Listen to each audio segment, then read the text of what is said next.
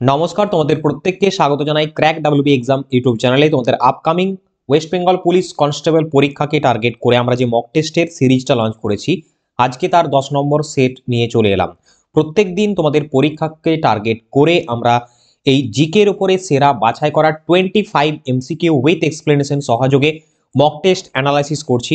তো যারা এই ক্লাসগুলো দেখবে ডেফিনেটলি পরীক্ষায় তার ইম্প্যাক্টটা বুঝতে পারবে, কারণ এইখানে যে সমস্ত প্রশ্নপত্র রাখা হয়েছে বিগত বছরে প্রশ্নপত্র অ্যানালাইসিস করে সিলেবাসকে ফলো করে তৈরি করা হয়েছে, এবং তোমাদের আপকামিং এক্সামে যে টাইপের প্রশ্ন আসতে পারে সেই টাইপের কোয়েশ্চেন উইথ এক্সপ্লেনেশন করানো হবে। তো অবশ্যই প্রত্যেকে প্রথম থেকে শেষ অবধি ক্লাসটা দেখবে। যারা প্রতিদিন আমাদের ক্লাস ফলো করো তারা তো জানোই, বাট যারা নতুন ভিজিট করেছো তাদেরকে বলবো অবশ্যই আমাদের টেলিগ্রাম গ্রুপ, হোয়াটসঅ্যাপ গ্রুপ, এছাড়া আমাদের চ্যানেলটিকে সাবস্ক্রাইব করে রাখো, তাহলে সমস্ত ক্লাসের আপডেট তুমি পেয়ে যাবে। চলো শুরু করি আজকের ক্লাস। দেখো প্রথম প্রশ্ন কি বলছে, হরপ্পা সভ্যতা কোন নদীর তীরে অবস্থিত? শতদ্রু, সিন্ধু, ভোগাবা, রাভি। চারটে অপশনসের মধ্যে সঠিক উত্তরটা হয়ে যাবে অপশন ডি, রাভি নদীর তীরে অবস্থিত। দেখে নেব আমরা বাকি পয়েন্টগুলো। মহেঞ্জোদারো সিন্ধু নদীর তীরে অবস্থিত। সবচেয়ে সাধারণ হরপ্পান সিল আকারে বর্গাকার ছিল। সবচেয়ে সাধারণ হরপ্পান সিল আকারে কি ছিল? বর্গাকার ছিল। মহেঞ্জোদারো শব্দের অর্থ হচ্ছে মৃতের স্তূপ। বৃহৎ স্নানাগারটি আবিষ্কার হয়েছে কোথায়? মহেঞ্জোদারোতে। বৃহৎ শস্যাগার এটাও মহেঞ্জোদারোতে আবিষ্কৃত হয়েছে। নেক্সট পরবর্তী প্রশ্নে আমরা যাব। রায়মনা জাতীয় উদ্যান কোন রাজ্যে অবস্থিত? খুব ইম্পর্টেন্ট প্রশ্ন তোমাদের ন্যাশনাল পার্ক থেকে। পশ্চিমবঙ্গ, আসাম, ত্রিপুরা, অন্ধ্রপ্রদেশ। রায়মনা জাতীয় উদ্যান রয়েছে আসাম রাজ্যে। সো অপশন বি হয়ে যাবে তোমাদের সঠিক উত্তর। Option B is the correct answer. দেখে নেব এক ঝলকে আসামের সমস্ত জাতীয় উদ্যান। আসামের অন্যান্য জাতীয় উদ্যান যদি দেখি, মানস জাতীয় উদ্যান অনেকবার পরীক্ষাতে এসছে, কাজিরাঙ্গা জাতীয় উদ্যান, ওরাং জাতীয় উদ্যান, ডিব্রু সাইখোয়া জাতীয় উদ্যান, নামেরি জাতীয় উদ্যান, রায়মনা জাতীয় উদ্যান, দেহিং পাটকাই জাতীয় উদ্যান। ডিয়ার স্টুডেন্ট, এই মুহূর্তে মোট 106টি জাতীয় উদ্যান রয়েছে। সব থেকে বেশি জাতীয় উদ্যান রয়েছে কোথায়? এমপি বা মধ্যপ্রদেশে রয়েছে। তো এটাও কিন্তু মনে রাখবে। ওকে, চলো নেক্সট পরবর্তী প্রশ্ন। দন্ত চিকিৎসকরা কোন ধরনের দর্পণ ব্যবহার করেন? উত্তল, অবতল, সমতল নাকি কোনোটিই নয়? ডেন্টিস্টরা যে ধরনের যে দর্পণটা ইউজ করে, লেন্সটা ইউজ করে, সেটি হচ্ছে অবতল lens. Option B is the correct answer. বিভিন্ন লেন্সের ব্যবহারগুলো আমরা দেখব, বিশেষ করে এক্সাম্পলেই প্রশ্ন আসে, যেরকম অবতল লেন্সের ব্যবহার টর্চ লাইটে ব্যবহার করা হয়, সোলার কুকারে ব্যবহৃত হয়, সার্চ লাইটে ইউজ করা হয়, যানবাহনের হেডলাইটে ব্যবহার করা হয়। এটাও কিন্তু মোস্ট ইম্পর্ট্যান্ট। মুখের বৃহৎ চিত্র দেখতে ক্ষৌরকর্ম দর্পণের ক্ষেত্রেও এই অবতল দর্পণকে ইউজ করা হয়। আর তোমাদের ডেন্টিস্টরা তো ইউজ করেই বললাম। নেক্সট উত্তল দর্পণের ব্যবহার দেখব। দেখো, যানবাহনে পশ্চাৎদর্শী যে দর্পণ অর্থাৎ রিয়ার ভিউ মিরর হিসাবে ব্যবহৃত হয়, আতস কাঁচ হিসাবে ব্যবহৃত হয়, সুরক্ষার উদ্দেশ্যে ব্যবহৃত হয়, পেরিস্কোপ, ক্যালাইডোস্কোপে সমতল দর্পণ ব্যবহৃত হয়ে থাকে। তাহলে গুরুত্বপূর্ণ এই যে তোমাদের প্রশ্ন, পাশাপাশি অ্যাডিশনাল ইনফরমেশন যেগুলো দেওয়া হচ্ছে ওয়ান লাইনার আকারে, মাস্ট প্রত্যেকে নোট ডাউন করবে। ওকে, আদারওয়াইজ তোমরা যেরকম ক্লাস দেখছো ঠিক একইভাবে আমাদের জিকের উপর একটা সাজেশন কিং বুক রয়েছে, যে বইটিতে রয়েছে 1550টি এমসিকিউ, এছাড়াও রয়েছে 5000 ওয়ান লাইনার। অর্থাৎ সেম টাইপের, তুমি যেভাবে আমাদের প্রশ্নপত্র দেখছো লেভেল, সেই টাইপের এমসিকিউ উইথ এক্সপ্লেনেশন কিন্তু হিউজ এমসিকিউজ রয়েছে, যেগুলো তোমার পরীক্ষার জন্য মোস্ট ইম্পর্টেন্ট। ওয়েস্ট বেঙ্গলের সমস্ত এক্সামকে ছাঁটাই করে বিভিন্ন বাছাই করে তৈরি করা হয়েছে এই জেনারেল নলেজের বুকটি। এটি ইবুক বা পিডিএফ আকারে পেয়ে যাবে। এছাড়াও রয়েছে আমাদের কমপ্লিট স্ট্যাটিক জিকে বুক, যেটা হচ্ছে হাতে লেখা বাংলা ভাষায়। 50টিরও অধিক টপিক রয়েছে, যেখানে রয়েছে আর্ট অ্যান্ড কালচারের গুরুত্বপূর্ণ চ্যাপ্টার ওয়াইজ সলিউশন। অর্থাৎ complete latest addition, second addition যদি চাও, স্ট্যাটিক জিকে এবং জিকে সাজেশন, এই দুটি বুক আমাদের এই মুহূর্তে অ্যাভেলেবেল রয়েছে। ইবুক আকারে বাড়িতে বসে পেয়ে যাবে। যারা নিতে আগ্রহী রয়েছে আমাদের স্ক্রিনে দেওয়া এই হোয়াটসঅ্যাপ নাম্বারে যোগাযোগ করবে। এই নাম্বারটিতে 198 টাকা পেমেন্ট করতে হবে। 198, 99 টাকা করে ইচ, অর্থাৎ 198 টাকা পেমেন্ট করলে তুমি বাড়িতে বসে আফটার পেমেন্ট স্ক্রিনশটটা শেয়ার করলে সাথে সাথেই পেয়ে যাবে। তো দেরি করো না, তোমাদের পরীক্ষাও সামনে আসতে চলেছে, এবং এই যে ইবুকগুলোর কথা বলছি ডেফিনেটলি তোমরা নিলে কিন্তু বুঝতে পারবে, কারণ আমাদের ক্লাসের যেভাবে লেভেল দেখছো ঠিক সেইভাবেই বানানো হয়েছে। নেক্সট পরবর্তী প্রশ্ন আমরা দেখব, কততম সংবিধান সংশোধনের মাধ্যমে সিকিম ভারতের পূর্ণ রাজ্যের মর্যাদা পায়? আচ্ছা, এটা মাধ্যমে হবে, মাধ্যমিক হয়ে গেছে, টাইপিং মিস্টেক। কততম সংবিধান সংশোধনের মাধ্যমে সিকিম ভারতের পূর্ণ রাজ্যের মর্যাদা পায়? দেখবে এই টাইপের প্রশ্ন কিন্তু এসেছে বিগত বছরে। 56তম, 36তম, 38তম নাকি 46তম? 4 নম্বর প্রশ্নের সঠিক উত্তর হবে 36তম সংবিধান সংশোধনের মাধ্যমে সিকিম ভারতের পূর্ণ রাজ্যের মর্যাদা পেয়েছে। ডিটেলসটা আমরা দেখবো। 1974 সালে 36তম সংবিধান সংশোধনের মাধ্যমে ভারতের অন্তর্ভুক্ত করা হয় সিকিমকে, মানে রাজ্য হিসাবে। এই আইনে বলা হয়েছে যে সিকিমের বিধানসভা 32 জনের বেশি সদস্য নিয়ে গঠিত হবে না। সিকিমের অ্যাসেম্বলি সর্বসম্মতিক্রমে 10 এপ্রিল 1974 সালের 32 জন সদস্য নিয়ে একটি প্রস্তাব গৃহীত হয়। তারপরে সংবিধানে প্রথম তফসিলে সিকিমকে একটি পূর্ণাঙ্গ রাজ্যের মর্যাদা দেওয়া হয়। নেক্সট পরবর্তী কোয়েশ্চেন, এমএসপির সম্পূর্ণ অর্থ কি? Very good question. এমএসপির সম্পূর্ণ অর্থ কি? সমস্ত বিষয়ের প্রশ্ন পাবে এখানে তোমরা, ইতিহাস, ভূগোল, বিজ্ঞান, current affairs, strategy, polity, economy সব। এমএসপি, এমএসপির অর্থ কি? এমএসপির অর্থ হচ্ছে minimum support price. Option B is the right answer. ডিটেলসটা খুব ভালো করে দেখবে যে ফসল কাটা ওঠার সময় স্বাভাবিক কারণে কি হয়, ফসলের যোগান চাহিদা অপেক্ষা বেশি হয়, ফসলের বাজার দর চাহিদা এবং যোগানের ঘাত প্রতিঘাতে খুব কম হয়। সো এই পরিস্থিতিতে কৃষকরা আর্থিক দিক থেকে খুবই ক্ষতিগ্রস্ত হয়। এমনকি অনেক চাষি পরবর্তীকালে ওই ধরনের ফসল উৎপাদনে অনিচ্ছাও প্রকাশ করে। ঠিক আছে, সেই জন্য কৃষকদের উৎসাহিত করার উদ্দেশ্যে একটি ন্যূনতম যুক্তিযুক্ত দাম যাতে গভর্নমেন্ট থেকে সেট করা হয়, সেই বিষয়টা হচ্ছে এমএসপি বা মিনিমাম সাপোর্ট প্রাইস, যা ন্যূনতম সহায়ক মূল্য বলা হয়ে থাকে। এবং এইখানটায় খুব ভালো করে দেখবে এমএসপি ফার্স্ট চালু হয়, ঘোষণা হয় 1966-67 সালে। বর্তমানে 22টি কৃষিজাত ফসলের উপর এমএসপি রয়েছে, যেখানে রবি শস্যে 6টি, খারিফ শস্যে 14টি এবং অন্যান্য 2টি দেওয়া আছে। এই পয়েন্টটা কিন্তু তোমাদের মোস্ট ইম্পর্টেন্ট, এই জায়গাটা। ওকে, চলো পরবর্তী প্রশ্ন আমরা দেখে নিই। ভারতের বিধবা বিবাহ আইন পাস করেছিল নিম্নের কোন ব্যক্তি? Lord Wellesley, Lord Mountbatten, Lord Lytton, Lord Canning. 6 number কোয়েশ্চেনের right answer will be option D, Lord Canning is the correct answer. দেখো এখানে বিধবা বিবাহ আইন 1856 সালে পাস হয়। এই আইনের খসড়া তৈরি করেছিলেন লর্ড ডালহৌসি। 1856 সালে 25 জুলাই লর্ড ক্যানিং এই আইনটি পাস করেছিলেন। ডালহৌসি খসড়া তৈরি করেছিলেন, ড্রাফট তৈরি করেছিলেন, আর পাস করেছিলেন ক্যানিং। এই আইন হিন্দু বিধবাদের পুনর্বিবাহকে বৈধতা দেয়। ঈশ্বরচন্দ্র বিদ্যাসাগর বিধবা বিবাহের প্রচলনের সাথে যুক্ত। নেক্সট পরবর্তী প্রশ্ন, ধোঁয়াধার জলপ্রপাত কোন নদীর তীরে অবস্থিত? মানে কোন নদীর উপর অবস্থিত? তাপ্তি, মহানদী, নর্মদা, কাবেরী। ধোঁয়াধার জলপ্রপাত এটি রয়েছে নর্মদা নদীর উপর। Option C is the correct answer. Option C হবে সঠিক উত্তর। এখানে দেখো তাপ্তি নদী গ্রস্ত উপত্যকার মধ্য দিয়ে তাপ্তি নর্মদা প্রবাহিত। Narmada west flowing longest river. মহানদীর উপর রয়েছে ভারতের দীর্ঘতম বাঁধ হীরাকুদ। ওকে, চলো আরো অ্যাডিশনাল ইনফরমেশন আমরা দেখে নেবো। এখানে নর্মদা নদী দ্বারা গঠিত ধোঁয়াধার হলো একটি জলপ্রপাত যা মধ্যপ্রদেশের জব্বলপুর জেলায় অবস্থিত। এই জলপ্রপাতের 2টি শব্দ রয়েছে, ধোঁয়ান যার অর্থ হচ্ছে ধোঁয়া এবং ধার যার অর্থ হচ্ছে প্রবাহ। এটির এমন নামকরণ করা হয়েছে কারণ এটি এমন গাঢ় একটি কুয়াশা তৈরি করে যা ধোঁয়ার মতো দেখতে, অর্থাৎ যখন জলটা পড়ে, ওয়াটারফলটা হয়, সেখানে কুয়াশার মতো পরিবেশ সৃষ্টি হয়। নর্মদা নদী মহিকাল পর্বতের অমরকণ্টক প্লেটু থেকে উৎপন্ন হয়েছে। হুড্রু জলপ্রপাত সুবর্ণরেখা নদীর উপর রয়েছে রাঁচিতে। যোগ জলপ্রপাত কর্ণাটকের সরাবতী নদী। কুঞ্চিকল জলপ্রপাত ভারতের উচ্চতম জলপ্রপাত, 455 মিটার হাইট বিশিষ্ট। বারাহি নদীর উপর রয়েছে কর্ণাটক রাজ্যে। আর বারেহি পানি জলপ্রপাত ভারতের দ্বিতীয় সর্বোচ্চ জলপ্রপাত, 399 মিটার, উড়িষ্যায় বুদ্ধবালাং নদীর উপর রয়েছে। তো অবশ্যই এই পয়েন্টগুলো কিন্তু মাস্ট প্রত্যেকে দেখে রাখবে, এই পয়েন্টগুলো মাস্ট দেখে রাখবে। চলো নেক্সট পরবর্তী প্রশ্ন, কি ক্লাস প্রত্যেকের ভালো লাগছে? তো যদি ভালো লাগছে আমি সকলকে রিকোয়েস্ট করবো একটা অবশ্যই লাইক দিয়ে যাও, লাইক করো আর চ্যানেলটিকে আমাদের সাবস্ক্রাইব করে রাখো, কারণ অনেকেই ক্লাস দেখো তোমরা সাবস্ক্রাইব করো না। ঠিক আছে, কেন কে জানে, টাকা লাগে এটাতে? লাগে না তো। ওকে, চলো নেক্সট পরবর্তী প্রশ্ন, উত্তর ভারতের কোন বিশেষ স্থাপত্যের মন্দিরের ধরন খ্যাতি লাভ করেছে? গুপ্তা, দ্রাবিড়, ভেসারা নাকি নাগারা? 8 নম্বর প্রশ্নের সঠিক উত্তর হবে option D, Nagara is the right answer. দেখো ভারতের মন্দিরের ধরন শিল্পশাস্ত্র অনুসারে ভারতের মন্দিরগুলোকে 3টি ভাগে ভাগ করা হয়। একটা হচ্ছে উত্তর ভারতের শৈলী, দক্ষিণ ভারতের শৈলী, আর উত্তর ও দক্ষিণ ভারতে একটি মিশ্র রূপ, যেটা হচ্ছে নাগারা স্টাইলটা আমরা কোথায় পাই? উত্তর ভারতে। দ্রাবিড় স্টাইলটা আমরা দক্ষিণ ভারতে পাই।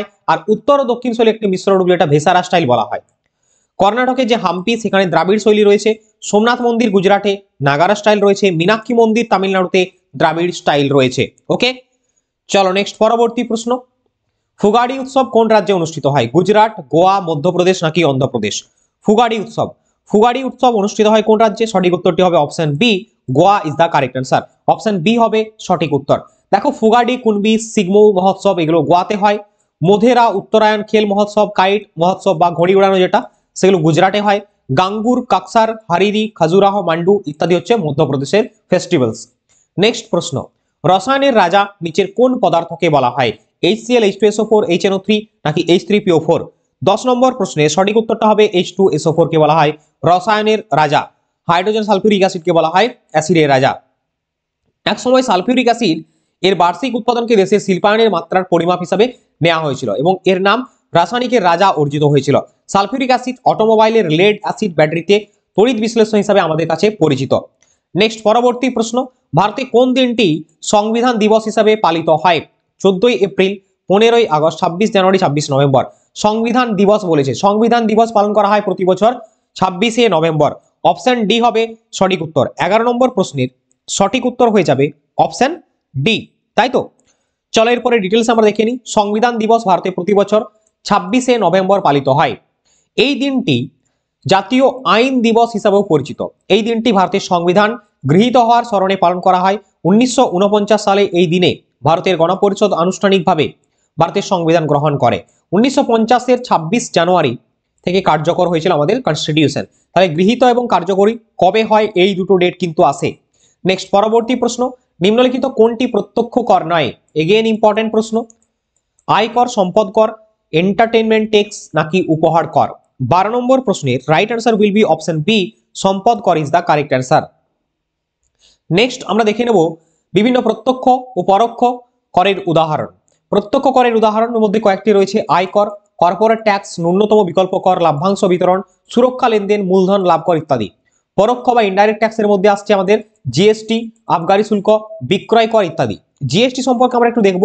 এটা ইমপ্লিমেন্ট হয় গুড অ্যান্ড সার্ভিসেস ট্যাক্স, 2017 সালে সংসদে পাস হয়, 1 জুলাই 2017 থেকে কার্যকরী হয়। ওকে, চলো নেক্সট পরবর্তী কোশ্চেন। ভারতের নেপোলিয়ন নামে পরিচিত ছিলেন কে? খুব ইম্পর্টেন্ট প্রশ্ন। চন্দ্রগুপ্ত, কুমারগুপ্ত, সমুদ্রগুপ্ত নাকি স্কন্দগুপ্ত? সঠিক উত্তরটি তোমাদের হয়ে যাবে ভারতের নেপোলিয়ন বলা হয় সমুদ্রগুপ্তকে। Option C is the correct answer. Option C হবে সঠিক উত্তর। বাকি পয়েন্টগুলো আমরা অবশ্যই দেখব। সমুদ্রগুপ্ত এর সময়কাল দেওয়া আছে 350 থেকে 375, রাজত্ব করেছেন তিনি গুপ্ত বংশের দ্বিতীয় সম্রাট। তার রাজত্বকালে তিনি একজন সদয় সাম্রাজ্য বিজয়ী এবং শিল্পকলা পৃষ্ঠপোষক হিসাবে স্বীকৃত ছিলেন, যা ভারতের স্বর্ণযুগের সূচনা করেছিল। ওকে, তার বীরত্বপূর্ণ জয়ের জন্য তাকে নেপোলিয়ন বলা হচ্ছে। স্কন্দগুপ্ত হুন আক্রমণ প্রতিহত করেছিলেন। স্কন্দগুপ্ত হুন আক্রমণ প্রতিহত করেছিলেন। নেক্সট পরবর্তী প্রশ্ন, ভারতের প্রথম হাইকোর্ট কোথায় স্থাপিত হয়েছিল? পাঞ্জাব, কলকাতা, মুম্বাই নাকি দিল্লি? 4টে অপশনসের মধ্যে সঠিক উত্তরটি হয়ে যাবে option B, Kolkata is the correct answer. 14 নম্বর প্রশ্নে সঠিক উত্তর হবে কলকাতা। দেখো, ভারতের প্রথম হাইকোর্ট কলকাতায় প্রতিষ্ঠিত হয়। এটিকে পূর্বে ফোর্ট উইলিয়ামের হাইকোর্ট অফ জুডিকেচার বলা হতো। এটি ভারতীয় হাইকোর্টের আইন 1861-র অধীনে জারি করা হয়েছিল এবং 1862 সালের 1 জুলাই ওপেন করা হয়েছিল। কলকাতা হাইকোর্ট প্রথম বিচারপতি ছিলেন প্রধান স্যার বার্নাস পিকক। বিচারপতি শম্ভুনাথ পণ্ডিত ছিলেন প্রথম ভারতীয় যিনি কলকাতা হাইকোর্টের বিচারপতি হিসেবে দায়িত্ব নেন। আর বর্তমান কলকাতা হাইকোর্টের বিচারপতি রয়েছেন টি শিবাঙ্গানাম। ওকে, চলো নেক্সট পরবর্তী প্রশ্ন। পৃথিবীর দীর্ঘতম নদী কোনটি? পৃথিবীর দীর্ঘতম নদী কোনটি? ইয়াংতেজ, নীল, অ্যামাজন নাকি গঙ্গা? দেখো, গঙ্গা তো ভারতের দীর্ঘতম নদী। অ্যামাজন হচ্ছে পৃথিবীর বৃহত্তম নদী ইন এরিয়া অফ বেসিন, এবং নীল নদ হচ্ছে পৃথিবীর দীর্ঘতম নদী। সো অপশন বি হবে সঠিক উত্তর। পৃথিবীর দীর্ঘতম নদী হচ্ছে নীল নদ। পৃথিবীর বৃহত্তম নদী আমাজন। ঠিক আছে, আর এই নীল নদ মোট 11টি সাউথ আফ্রিকান কান্ট্রির মধ্য দিয়ে প্রবাহিত। ওকে, চলো পরবর্তী কোয়েশ্চেন আমরা দেখব। পরবর্তী প্রশ্ন কি রয়েছে, নিম্নলিখিত ভারতের কোন রাজ্য বৃহত্তম সোনা উৎপাদক রাজ্য? Telangana, Karnataka, Chhattisgarh, Jharkhand. Question number 16, right answer will be option B, Karnataka is the correct answer. দেখো, কর্ণাটক ভারতের বৃহত্তম সোনা উৎপাদনকারী রাজ্য। দেশে 3টি প্রধান স্বর্ণক্ষেত্র রয়েছে, যার মধ্যে 2টি কর্ণাটকে অবস্থিত। সেগুলোর মধ্যে কি কি? কোলার হুট্টি গোল্ডফিল্ড এবং রামগিরি গোল্ডফিল্ড, যেটা অন্ধ্রপ্রদেশে রয়েছে। আর কোলার সোনার ক্ষেত্র যেটা রয়েছে, কোলার হুট্টি রয়েছে, এগুলো কর্ণাটকে। যদিও 3টি প্রধান ক্ষেত্র, সেখানে অনেক ছোট খনি রয়েছে যা অন্যান্য রাজ্যেও পাওয়া যায়। আচ্ছা, ইউরেনিয়াম উৎপাদনের জন্য বিখ্যাত হচ্ছে জাদুঘোড়া। নেক্সট পরবর্তী প্রশ্ন, পর্যায় সারণীর কোন কোন পর্যায়ে মৌলকে বলা হয় আদর্শ মৌল? তো আদর্শ মৌল বলা হয় কোন পর্যায়ের মৌলকে? তৃতীয় পর্যায়, তাই তো, এবং দ্বিতীয় পর্যায়ে। সো কোথায় রয়েছে? 4টে অপশনের মধ্যে অপশন এ হবে সঠিক উত্তর। দ্বিতীয় ও তৃতীয় পর্যায়ের মৌলগুলোকে আদর্শ মৌল বলা হয়। ওকে, তো এই হচ্ছে আদর্শ মৌলের লিস্ট দেওয়া আছে, সোডিয়াম, ম্যাগনেসিয়াম, অ্যালুমিনিয়াম, সিলিকন। ঠিক আছে, চলো নেক্সট পরবর্তী প্রশ্ন। 2024 সালে কততম জাতীয় চলচ্চিত্র পুরস্কার প্রদান করা হয়? হলো, তো তো 18 নম্বর প্রশ্নের তোমাদের সঠিক অ্যান্সারটি হয়ে যাবে চারটে অপশনসের মধ্যে 2024-এ 70তম জাতীয় চলচ্চিত্র পুরস্কার প্রদান করা হয়েছে। Option C is the right answer. দেখো সেরা ফিচার ফিল্ম হয়েছে কোনটা, মালায়ালাম ভাষায় আত্মাম ফিল্ম, সেরা পরিচালক সুরজ বড়জেতা, সেরা জনপ্রিয় ফিল্ম কান্তারা কন্নড় ভাষায়, সেরা অভিনেতা ঋষভ শেট্টি কান্তারার থেকে, সেরা অভিনেত্রী নিত্যা মেনন তিরুচিত্রবালাম, সেরা চলচ্চিত্র বাংলা থেকে কাবেরী অন্তর্ধান, সেরা হিন্দি চলচ্চিত্র গুলমোহর। এই বাংলা চলচ্চিত্রটা মনে রাখবে তোমরা, অনেক সময় পরীক্ষাতে আসতে পারে, কাবেরীর অন্তর্ধান। নেক্সট কোয়েশ্চেন, চিকেন কারি কোন রাজ্যের বিখ্যাত পেন্টিং আর্ট, পশ্চিমবঙ্গ, উত্তরপ্রদেশ, মধ্যপ্রদেশ নাকি Maharashtra? Question number 19, right answer will be option B, Uttar Pradesh is the correct answer. তাই তো দেখে নেব বিভিন্ন পেন্টিং, যেরকম ওয়েস্ট বেঙ্গলের কালীঘাট চিত্রকলা, মধ্যপ্রদেশের সুরাটি নাওরাটা মেরিটি চিত্রকলা, মহারাষ্ট্রের ওয়ার্লি, উড়িষ্যার পটচিত্র, গুজরাটের পিথোরা, রাজস্থানের ফাট, ওকে, মধ্যপ্রদেশে বাঘ গুহা চিত্র। নেক্সট পরবর্তী প্রশ্ন, কিসের কারণে কোন জলাভূমির বিওডি বৃদ্ধি পায়? বিওডি অর্থাৎ বায়োলজিক্যাল অক্সিজেন ডিমান্ড বৃদ্ধি পায় নর্দমার জলের কারণে। Option C is the correct answer. দ্রবীভূত অক্সিজেনের সাথে একটি বিপরীত সম্পর্ক রয়েছে, অর্থাৎ উচ্চ বিওডি মানে বায়োলজিক্যাল অক্সিজেন ডিমান্ড যদি বেশি হয় তাহলে দ্রবীভূত অক্সিজেনের হ্রাস নির্দেশ করে, মানে কমতে থাকে অক্সিজেন লেভেল। বিওডি বা বায়োলজিক্যাল অক্সিজেন ডিমান্ড দ্রবীভূত অক্সিজেনের বৃদ্ধি নির্দেশ করে থাকে, অর্থাৎ এখানে একটা রিলেশনস রয়েছে। তো এটা বুঝতে হবে তোমাকে যে জল যত দূষিত হবে অক্সিজেন লেভেল তত কম হবে, এটাই বলা হচ্ছে। নেক্সট পরবর্তী প্রশ্ন, ভারতের মূল সংবিধানে কতগুলি ধারা ও তফসিল ছিল? তো ভারতের মূল সংবিধান 395টি আর্টিকেল ছিল এবং 8টি শিডিউল ছিল। বর্তমানে 448টি আর্টিকেল এবং 12টি শিডিউল রয়েছে। So options B is the correct answer. বলছে কতগুলি ছিল ভারতের মূল সংবিধানে, 395টি ধারা এবং 8টি তফসিল ছিল। বর্তমানে কি বললাম, 448টি এবং কটি শিডিউল রয়েছে, 12টি শিডিউল রয়েছে, আর পার্ট রয়েছে কটি, 25টি পার্ট রয়েছে। নেক্সট দেখে নাও ডিটেলস, এখানে গণপরিষদ যার প্রথম বৈঠক হয়েছিল কবে, 1946 সালের 9 ডিসেম্বর। চূড়ান্ত খসড়া তৈরি করে 2 বছর 11 মাস 18 দিন সময় লেগেছিল, অর্থাৎ কনস্টিটিউশন তৈরি হতে সময় কত লেগেছিল এটাও পড়ে, নিয়ারলি 3 বছর, বা তোমাকে একদম ডিটেলস জানতে হলে 2 বছর 11 মাস 18 দিন বলতে হবে। ভারতের মূল সংবিধানে 22টি অধ্যায়, 395টি আর্টিকেল, 8টি তফসিল ছিল। এবং ভারতের সংবিধান সম্পর্কে যদি আরো দেখি আমরা, ভারতের সংবিধানের মূল পাঠ হিন্দি এবং ইংরেজিতে লেখা। ভারতের পার্লামেন্টের লাইব্রেরিতে তাদের বিশেষ হিলিয়াম ভর্তি বাক্সে রাখা হয়েছে। ভারতের আসল সংবিধান প্রেম বিহারী নারায়ণ রায়জাদা হাতে লিখেছেন সুন্দর ক্যালিগ্রাফি সহ প্রবাহিত ইটালিক স্টাইলে, ওকে। বর্তমানে 448টি ধারা এবং 12টি শিডিউল, 25টি পার্ট রয়েছে ভারতের সংবিধানে এবং বিশ্বের দীর্ঘতম বা বৃহত্তম লিখিত সংবিধান আমাদের এই কনস্টিটিউশন। নেক্সট পরবর্তী কোশ্চেন, কম্পিউটারের যন্ত্রাংশের মধ্যে কোনটি ইনপুট ডিভাইস হিসেবে কাজ করে? Printer, scanner, speaker, monitor. কোনটি ইনপুট ডিভাইস? 22 নম্বর প্রশ্নের সঠিক উত্তরটি তোমাদের হয়ে যাবে option B is the correct answer. দেখো স্ক্যানারের সাহায্যে আমরা বিভিন্ন ডকুমেন্ট, ছবি ইত্যাদি স্ক্যান করে ইনপুট দিই কম্পিউটারকে, তাই না? সো অপশন বি হবে সঠিক উত্তর। প্রিন্টারের মাধ্যমে প্রিন্টিং হয়, মানে যেটা বেরিয়ে আসে সেটা, স্পিকার থেকে সাউন্ড বেরায়, আর মনিটর তো হবেই না। So option B is the right answer. যাবো আমরা নেক্সট কোশ্চেনে, মহাকাশে স্পেস ডকিং করে ভারত কততম দেশে পরিণত হলো? ভেরি ইম্পর্টেন্ট প্রশ্ন, কারেন্ট অ্যাফেয়ার্স এর গুরুত্বপূর্ণ কোশ্চেনও তোমরা দেখতে পাচ্ছ এখানে। তো সঠিক উত্তরটা হবে ভারত হচ্ছে বিশ্বের 4র্থ দেশ হয়েছে স্পেস ডকিং, অর্থাৎ স্পেসে দুটো স্যাটেলাইট একসাথে জোড়া লাগছে, ভিন্ন satellite. So option B is the right answer. এর আগে রাশিয়া, আমেরিকা, চীনের কাছে এই টেকনোলজি ছিল। নেক্সট পরবর্তী প্রশ্ন, পরশুরাম কুণ্ড মেলা শুরু হলো কোথায়? আসাম, অযোধ্যা, অরুণাচল প্রদেশ নাকি হিমাচল প্রদেশ? 24 নম্বর প্রশ্নের সঠিক উত্তরটি হবে option C, Arunachal Pradesh is the correct answer. Next প্রশ্ন, সম্প্রতি কে কেন্দ্রীয় রিজার্ভ পুলিশ ফোর্সের মহাপরিচালক নিযুক্ত হয়েছেন? Right answer will B Gyanendra Pratap Singh, CRPF এর মহাপরিচালক জ্ঞানেন্দ্র প্রতাপ সিং, ওকে। সো ডিয়ার স্টুডেন্ট, আজকের ক্লাসে এই ছিল বাছাই করা এমসিকিউ উইথ এক্সপ্লেনেশন। আশা করছি প্রত্যেকের ক্লাসটা ভালো লেগেছে। যদি ভালো লাগে লাইক কমেন্টের মাধ্যমে সেটা জানিয়ে দাও তোমাদের ভালো লাগার বিষয়টিকে। আর অবশ্যই আমাদের হোয়াটসঅ্যাপ গ্রুপ রয়েছে, সেখানে জয়েন হয়ে যাও প্রতিদিন ক্লাস আপডেট, পরীক্ষা সংক্রান্ত আপডেট, বিভিন্ন ফ্রি ম্যাটেরিয়াল ও পিডিএফ, চাকরির আপডেট, মক টেস্ট পেতে। এছাড়া আমাদের টেলিগ্রাম গ্রুপ রয়েছে ক্র্যাক ডাব্লিউবি এক্সাম, সমস্ত লিঙ্ক ডেসক্রিপশনে আছে। এখানে প্রতিদিন class update, quiz update, free quiz participation তুমি করতে পারবে। তো অবশ্যই প্রত্যেকে এখানেও যুক্ত হয়ে যাও।